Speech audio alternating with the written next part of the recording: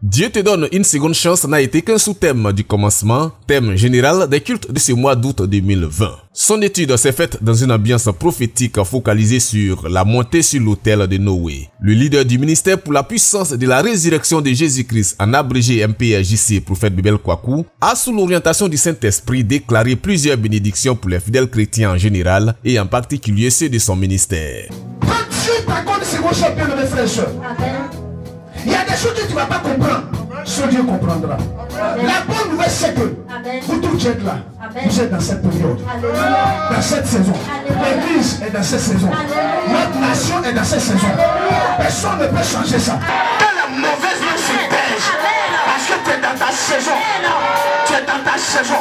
Les secondes choses, personne ne peut arrêter. Tous ceux qui parleront auront affaire à Dieu. Alors j'ai le plaisir de vous annoncer ceux qui auront affaire à nous.